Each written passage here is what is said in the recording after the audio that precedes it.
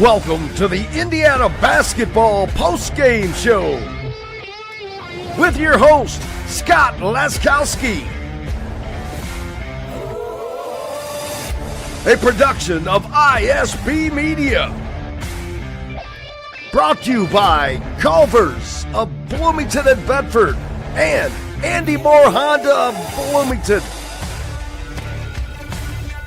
Now, here's your host, Scott Laskowski.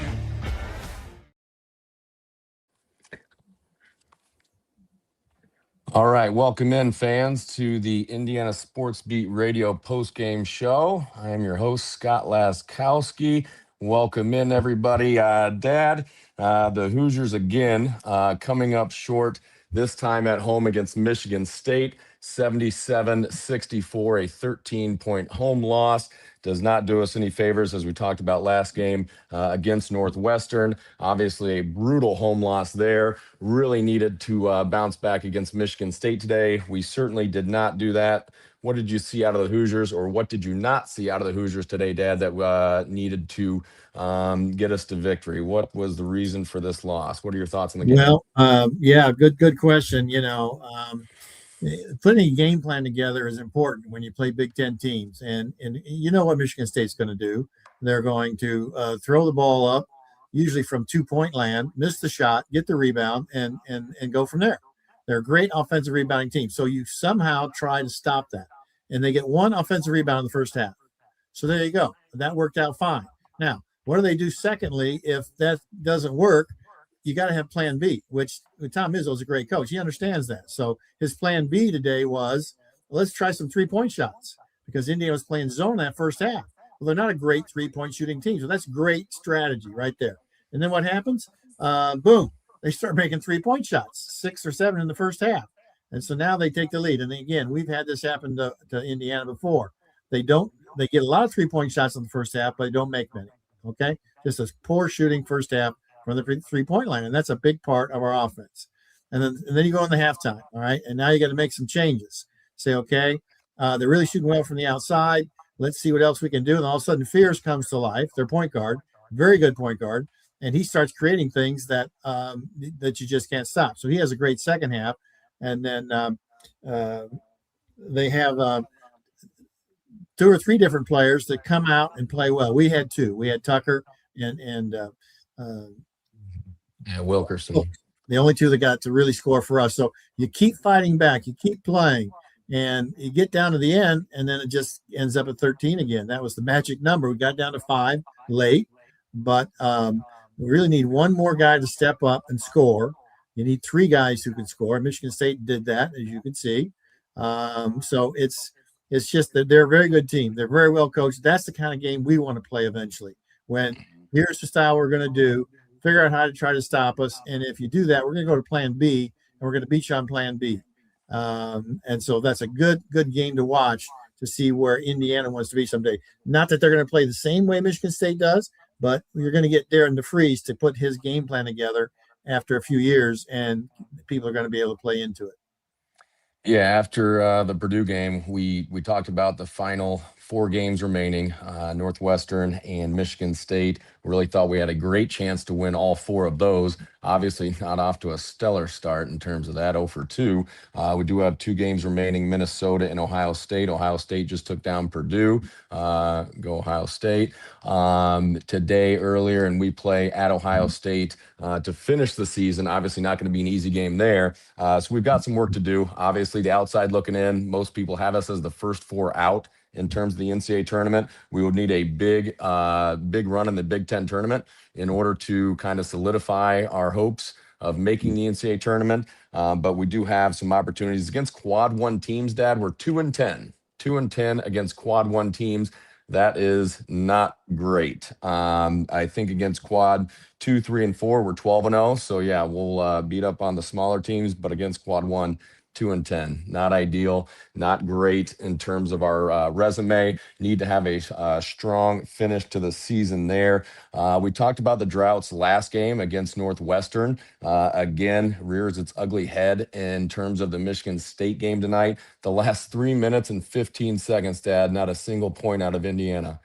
the last 3 minutes and 15 seconds of the game. Not the way you need to finish a game in a 13-point home loss, but going in the last 3 minutes with 0 points, not going to get it done.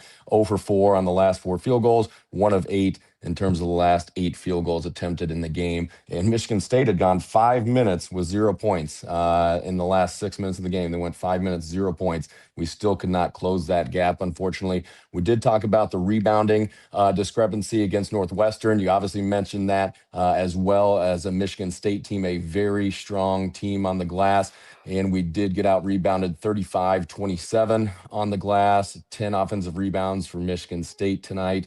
And the bench points, 22-0, 22-0 in terms of bench points for Michigan State as opposed to Indiana. We did not have a single bench score a point tonight. Obviously, DeVries with 20, Wilkerson with 29. Those guys showed out, but as you mentioned, we do need to have those other guys step up. Alexis had brief moments there where he looked really good, but in terms of everything else, it really did not go well. 10 of 35 from the three-point line for the Hoosiers tonight, and 12 for 24 for Michigan State. They shot 50%, absolutely fantastic. We shot 28%. Not good. And once again, 0 bench points. Josiah Miles played 18 minutes, 0 points. Bailey, 8 minutes, 0 points. And Connerway, 7 minutes, 0 points as well. So outside looking in, yes, obviously need to win out here and then have a big run in the Big Ten tournament and in order to have any hopes of seeing a postseason in terms of the NCAA tournament. We're going to flip the script on this game, a 13-point home loss, 77-64 to Michigan State. Usually the Hoosiers are extremely tough at home.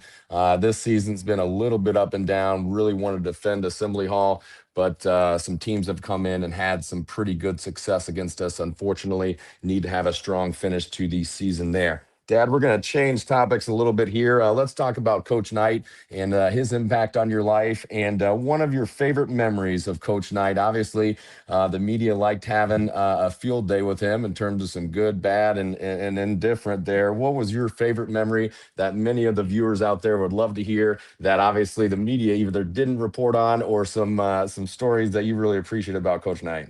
Well, let me say first about Darren DeVries, our coach. You know, you brought in 14 new players who've never played together, and you try to put in an offense and a defense, and you try to put that in a league that is just outstanding.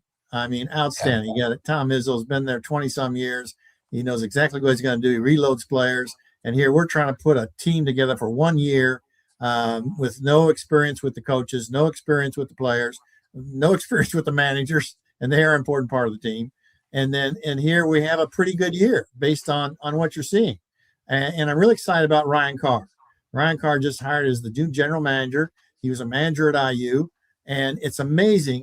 Not only have the players from Coach Knight's era done well in whatever fields they've gone into, including coaching in the NBA, and then also the front office of the NBA, but coaching. A lot of managers have become coaches. Okay, in their lifespan, high school or college, and so Ryan Carr's been around Indiana 4 years. In the mid-90s, he watched what happened to those players, and he's learning as much as the players are learning about success in whatever field you're in. Then he goes to the Indiana Pacers, and he starts at the bottom in recruiting, scouting. Okay, not recruiting, scouting, and he moves way up to director of personnel, where he's out there trying to find the best players he can to come to the Pacers. And last year, they finished second in the NBA without any great draft picks, except the shooting guard has done so well.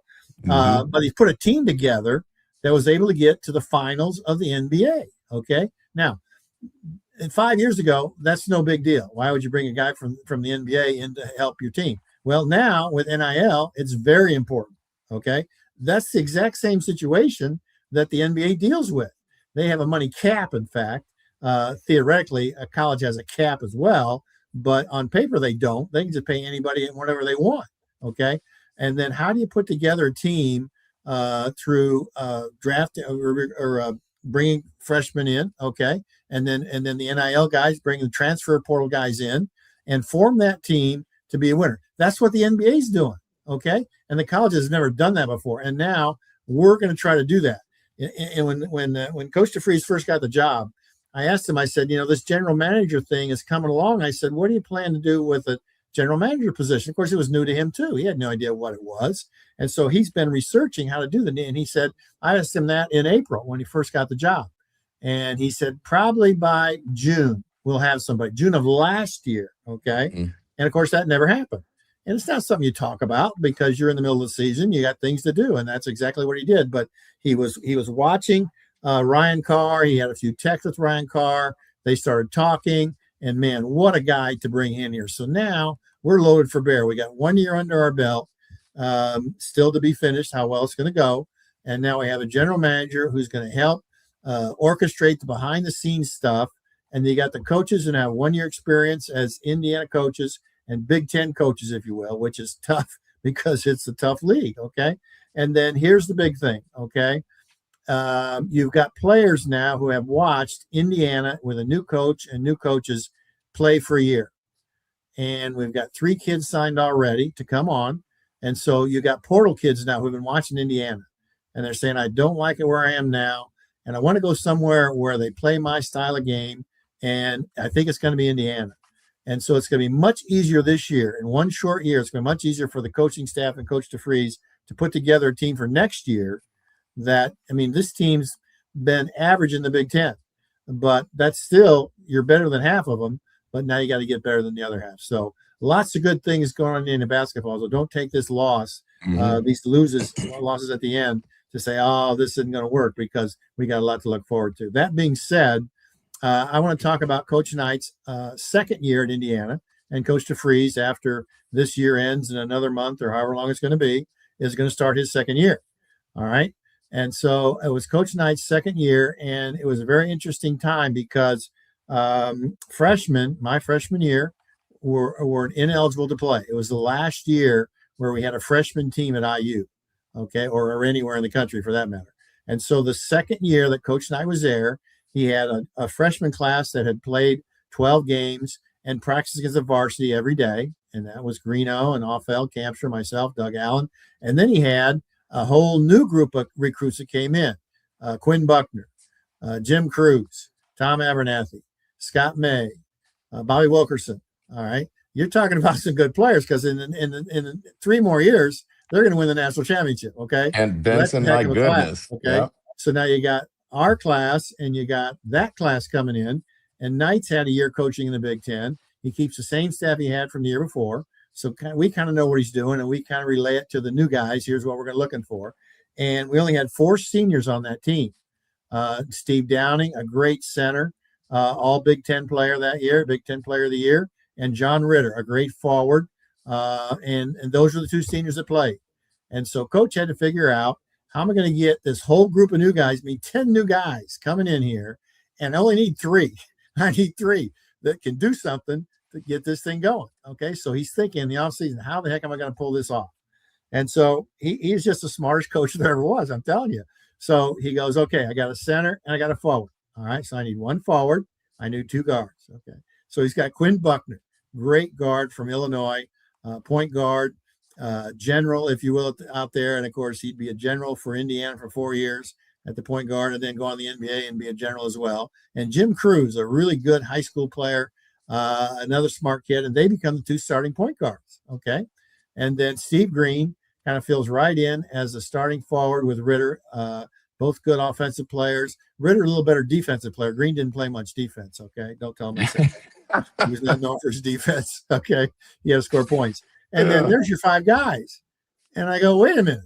What about me? Coach, I'm over here. Hey, over here, Coach. And I became the 6th man. Okay. And so what happened, we have an inter-squad game every year.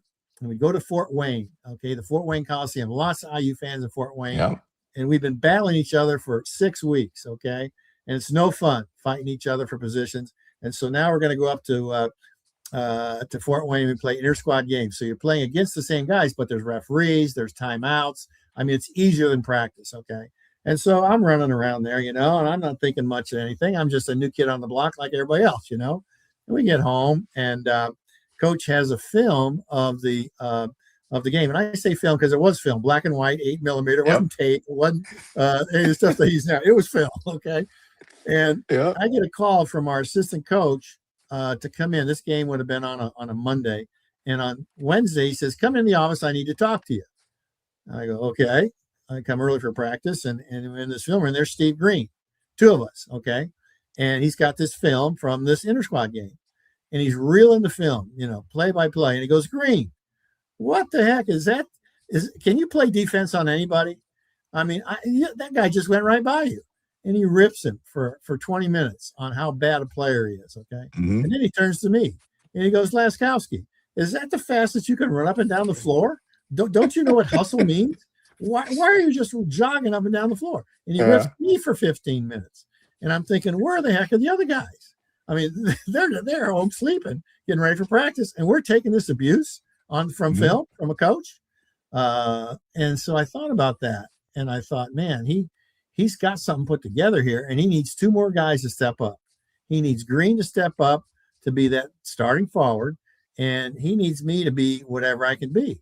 Mm-hmm. And so we play our first game, and sure enough, he's got those five guys out there, and about 7 or 8 minutes goes by, and he says, Laskowski, get in there. Now, I had the advantage I could play forward or guard, so I had 1 of 4 chances to go if somebody got in foul trouble, somebody wasn't playing good, or if he was just mad at somebody, they got yanked out, okay? Yep. Now I'm in the game, all right? And I've had the advantage of watching 7 or 8 minutes of the game to see who would I be guarding if I went in there, how are they playing, what's the tempo of the game, without having to play at the same time. It's harder to do that when you're in the game because you're so concentrating on what you need to do. So I'm just sitting there for 7 to 8 minutes thinking, okay, if I was in the game, here's what I do. So that was my warm-up, okay? And so I go in the game. We're playing Harvard, okay? And, I mean, they're not very good. And I get 15 points in the game, okay?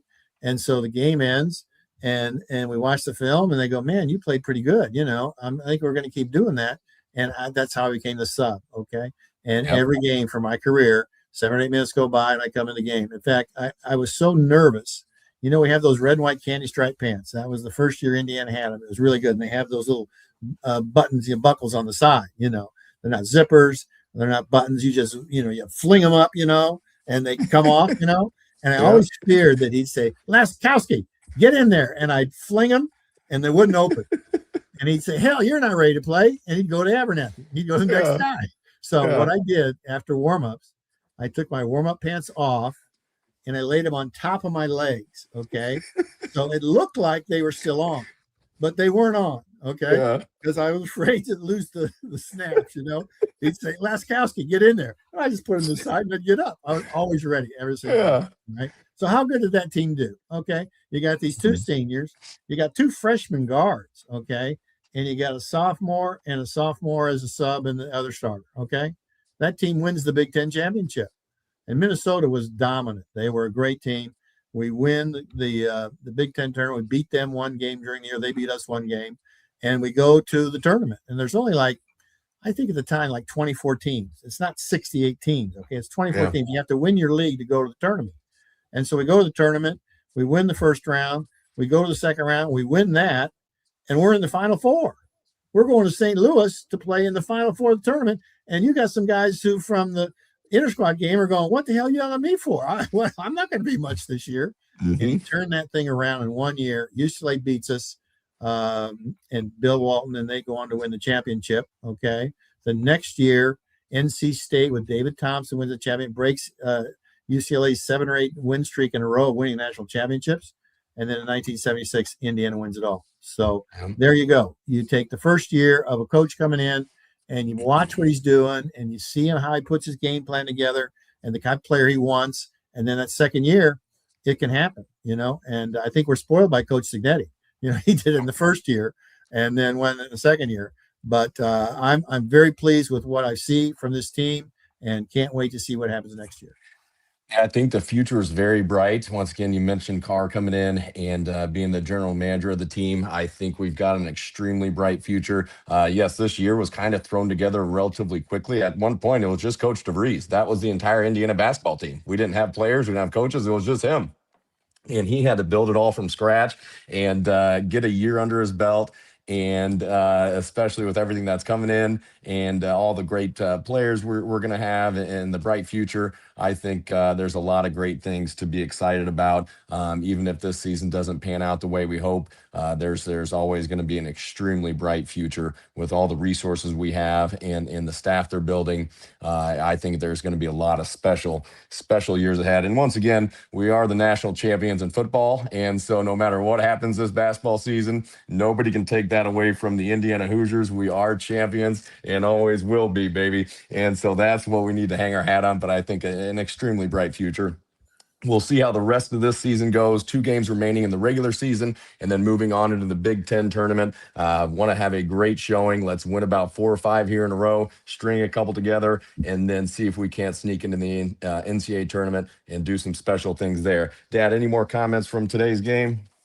No, I noticed you don't have your 1976 championship picture signed by Tom Abernathy yet. Yeah, did you give him the coupons yet?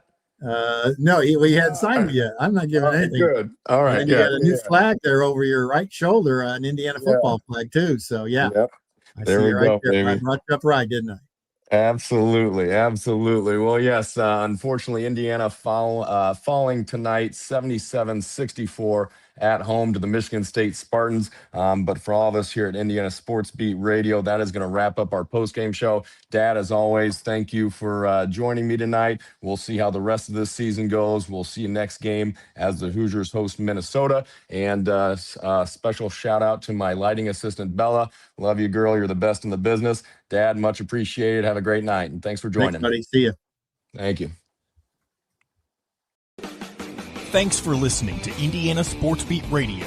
Be sure to subscribe to our YouTube page for more clips and team coverage of Indiana basketball, football, and more. You can also find full episodes and tons of other content on thehoosier.com. We'll see you next time for another edition of Indiana Sports Beat Radio.